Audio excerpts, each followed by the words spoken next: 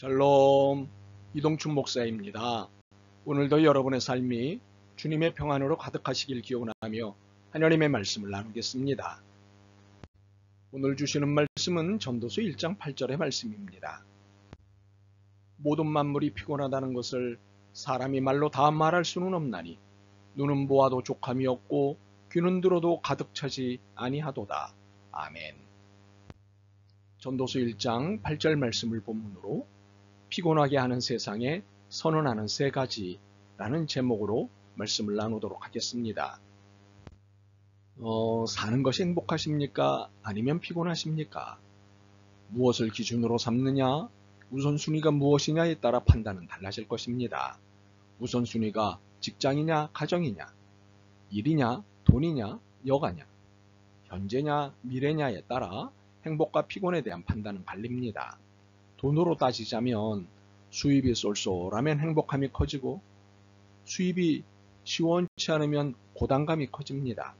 일로 따지면 잘하면서 하고 싶은 일을 하면 즐겁지만 잘하지 못하면서 원치 않는 일을 하게 되면 피곤합니다. 그런데 사는 게 왜 이렇게 힘이 들까요? 즐겁고 행복하게 살고 싶지만 피곤하고 고단하게 살게 되는 이유는 무엇일까요? 단지 수입이 적고 일이 맘에 안 들고 일은 많고 쉴 시간은 부족하고 미래는 불투명하고 모아놓은 것이 없어서 그럴까요? 오늘 말씀을 통해 우리의 현실과 우리가 넘어야 할 현실을 살펴보려고 합니다. 그래서 우리의 피곤함과 고단함을 줄일 방도를 찾아보려 합니다. 전도서의 저자 솔로몬 왕은 당대 최고의 왕이었습니다. 아버지 다윗 왕에게 물려받은 권력과 재산에다 그가 특별히 받은 지혜가 더해져서 막강한 권력과 부를 누렸습니다. 주변 국가 중에 솔로몬을 존경하지 않거나 업신여길 수 있는 나라가 없었습니다. 그런 그가 인생의 말년에 자신과 세계를 둘러보며 전도서를 내놓았습니다. 그 결론이 매우 비관적입니다. 전도자가 이르되 헛되고 헛되며 헛되고 헛되니 모든 것이 헛되도다. 해 아래에서 수고하는 모든 수고가 사람에게 무엇이 유익한가? 그의 결론은 한마디로 우리가 하는 모든 수고가 다 헛되다는 것이었습니다. 왜 이런 결론이 나왔을까요? 본문에 답이 있습니다. 모든 만물이 피곤하다는 것을 사람이 말로 다 말할 수는 없나니 눈은 보아도 족함이 없고 귀는 들어도 가득 차지 아니하도다. 우리가 1장 8절에서 찾아낼 수 있는 답은 결코 만족하지 못함입니다. 아무리 가져도 만족하지 못하는 것, 아무리 누려도 만족하지 못하는 것, 바로 이 만족하지 못하는 것이 우리의 삶을 피곤하고 고단하게 만드는 것입니다. 우리가 살고 있는 사회는 성과지향적 사회입니다. 오늘은 어제보다 더 큰 결과물을 내놓아야 하는 성과지향적 사회입니다. 이런 성과를 내기 위해 우리는 피해자인 동시에 가해자로 살아가고 있습니다. 이런 사회에 노출되어 있기에 피해자입니다. 그러나 내 스스로도 이렇게 되기 위해 자신을 착취하는 자발적 피해자이기도 합니다. 그러나 동시에 타자에게 이렇게 요구하기에 타자를 착취하는 가해자입니다. 그런데 문제는 이러한 착취는 완전히 망가질 때까지 진행된다는 사실입니다. 특히 자발적 자기 착취는 훨씬 심각합니다. 더 많은 것을 갖고 더 좋은 것을 누리기 위해 불만족적 심리 상태를 유지한 채 망가지는 줄도 모르고 혹은 알면서도 자기 착취를 행한다는 것입니다. 다름 아닌 자본주의의 장밋빛 기획에 놀아나고 있기 때문입니다. 그렇다면 성과지향적 삶이 사람들을 망치고 있는지를 어떻게 알 수 있을까요? 간단합니다. 양산되고 있는 다양한 정신질환들을 통해 알 수 있습니다. 소진증후군, 우울증, 주의력 결핍 과잉 행동장애 등과 같은 질환이 그것입니다. 늘 불안합니다. 늘 무엇에 쫓기는 듯합니다. 쉬어도 편치 않습니다. 휴가 중에도 무언가를 해야 할 것 같습니다. 주위가 산만합니다. 사람이 무섭고 일이 두렵습니다. 자꾸 어디로 도망가고 싶습니다. 만약 이런 증세가 있다면 그는 망가진 상태입니다. 그런데 더 심각한 것은 이런 증상들을 인지하고 있으면서도 자기 착취로부터 벗어나기는커녕 착취 강도를 더욱 높인다는 데 있습니다.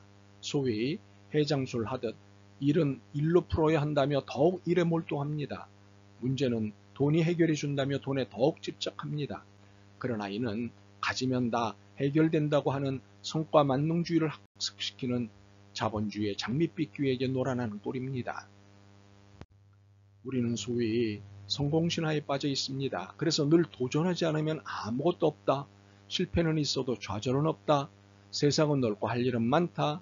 세상은 도전하는 자에게만 열린다는 등의 캐치프레이즈를 할 수 있거든이 무슨 말이냐. 믿는 자에게는 능치 못함이 없느니라. 내게 능력 주시는 자 안에서 모든 것을 할 수 있느니라. 내 입을 크게 열라 내가 채워주리라는 등의 성경 구절들과 함께 비빔밥을 해서 먹습니다. 그리고는 번아웃, 소진합니다. 물론 열심히 살아야 합니다. 성실해야 합니다. 먹고 사는 일 중요합니다.